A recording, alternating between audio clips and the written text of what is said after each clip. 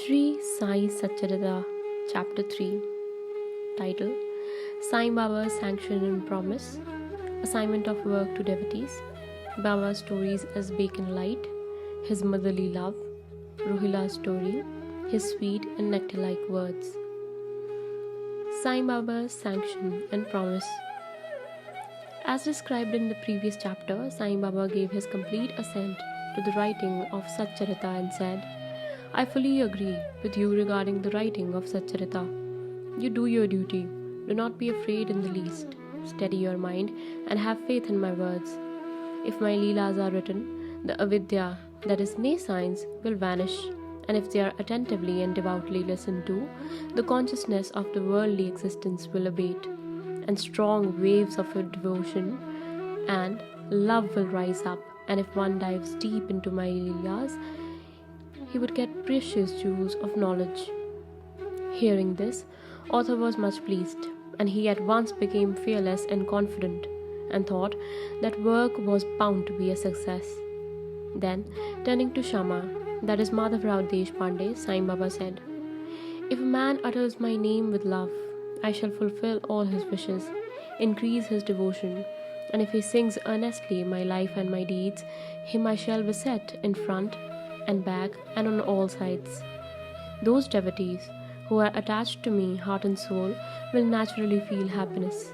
When they hear these stories, believe me that if anybody sings my Leelas, I will give him infinite joy and everlasting contentment.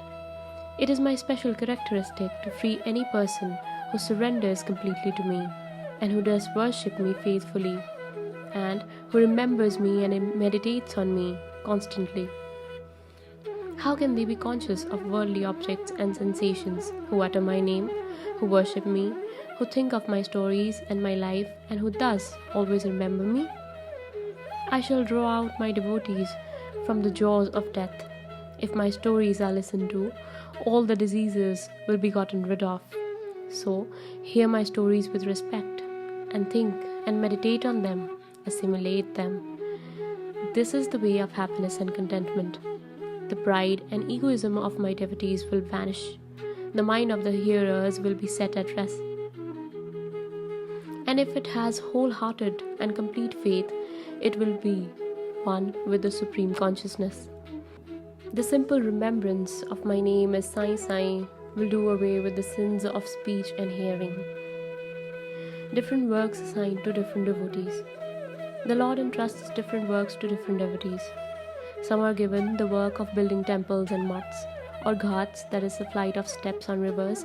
Some are made to sing the glories of God. Some are sent on pilgrimages. But to me was allotted the work of writing the Satcharita. Being a jack of all trades but master of none, I was quite unqualified for the job. Then why should I undertake such a difficult job? Who can describe the true life of Sai Baba?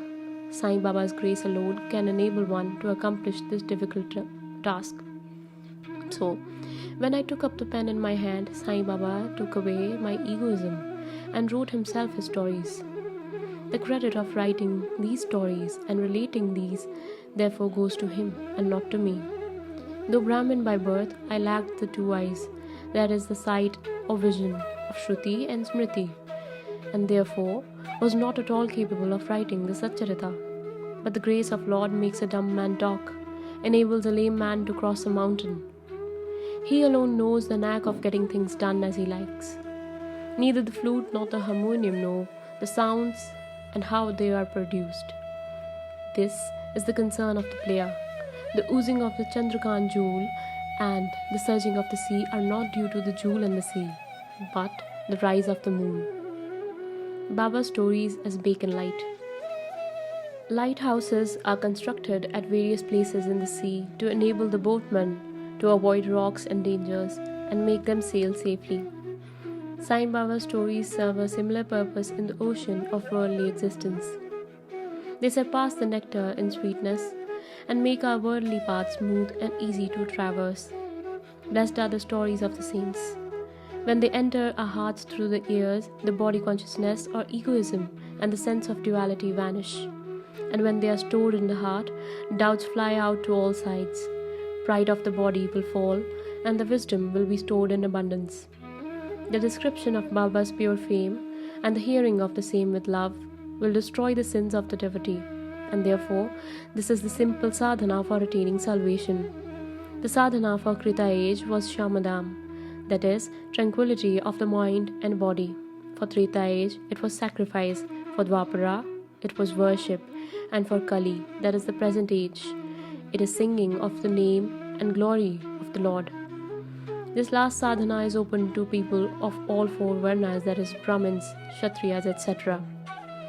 The other sadhanas like yoga, yajna, that is sacrifice, dhyana, that is meditation, and dharana, that is concentration, are very difficult to practice. But singing and hearing the stories and the glory of the Lord, that is Sai Baba, it is very easy. We have only to turn our attention towards them. The listening and singing of the stories will remove the attachment to the senses and their objects, and will make the devotees dispassionate, and will ultimately lead them to self-realization. With this end in view, Sai Baba made me or helped me to write his stories, that is Sai Satcharitamrita. The devotees may now easily read and hear these stories of Sai Baba, and while doing so, meditate on him, his form, and thus attain devotion to Guru and God, that is Sai Baba, get detachment and self-realization. In the preparation and writing of this work, Sai Satcharitamrita, it is Sai Baba's grace which has accomplished everything, making use of me as a mere instrument. Motherly love of Sai Baba. Everybody knows how a cow loves her calf. Her udder is always full, and when the calf wants milk and dashes at the udder, out comes the milk in an unceasing flow. Similarly, a human mother knows the wants of her child and feeds it at her breast in time. In case of dressing and adorning the child, the mother takes particular care to see that this is well done. The child knows nothing and cares nothing about this, but the mother's joy knows no bounds when she sees her child beautifully dressed and adorned. The love of a mother is peculiar, extraordinary, and disinterested, and has no parallel. Sadgurus feel this motherly love towards their disciples. Sai Baba had the same love towards me, and I give an instance of it below. In 1916 AD, I retired from government service. The pension that was settled in my case was not sufficient to maintain my family decently. On Gaur Purnima, that is 15th of the Ashada day of that year, I went to Shirdi with other devotees. There, Mr. Anna Chinchanikar, of his own record, prayed to Baba for me as follows. Please look kindly on him. The pension he gets is quite insufficient. His family is growing. Give him some other appointment, remove his anxiety and make him happy. Baba replied, he will get some other job, but now he should serve me and be happy. His dishes will be ever full and never empty. He should turn all his attention towards me and avoid the company of atheists, irreligious and wicked people. He should be meek and humble towards all, and worship me heart and soul. If he does this, he will get eternal happiness. The question of who is he whose worship is advocated is already answered in the note on who is Sai Baba in the prologue at the beginning of this work. Rohila's story. The story of Rohila illustrates that Sai Baba's all-embracing love. One Rohila, tall and well-built, strong as a bull, came to Shirdi, wearing a long kafni, that is robe, and was enamored of Sai who was staying there. Day and night, he used to recite in a loud and harsh tone kalma, that is verses from Holy Quran, and shout Allahu Akbar, that is God is great. Most people of Shirdi were working in their fields by the day, and when they returned to their homes at night, they were welcomed with the Rohila's harsh cries and shouts. They could get no sleep and felt much trouble and inconvenience.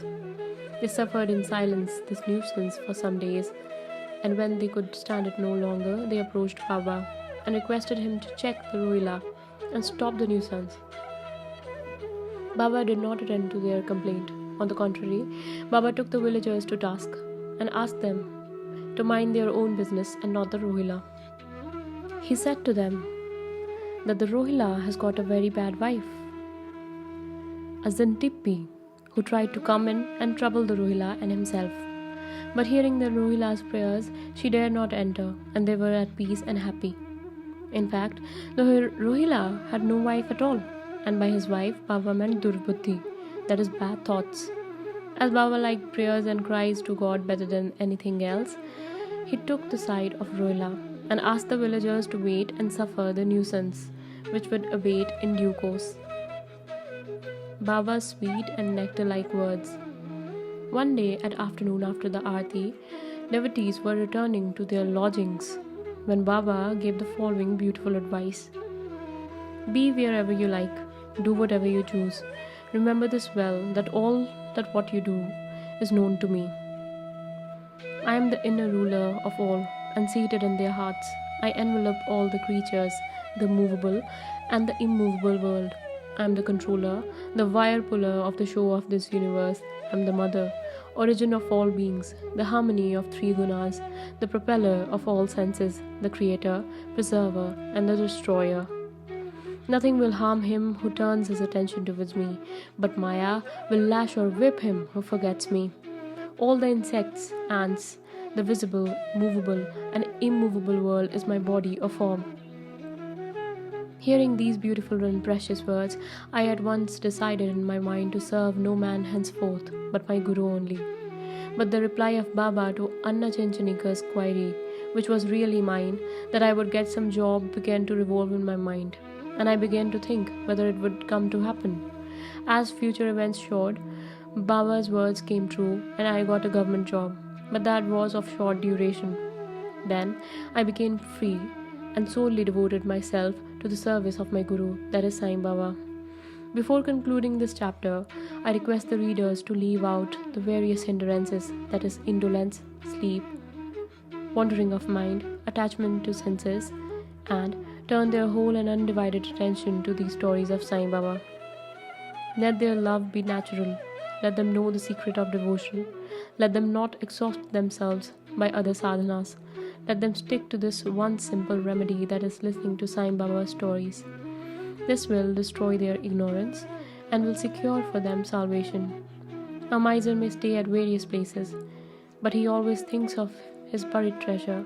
So, let Sai Baba be enthroned in the hearts of all. In the next chapter, I shall speak of Sai Baba's advent in Shirdi. Bow to Sri Sai. Peace be to all. Om Sai Ram.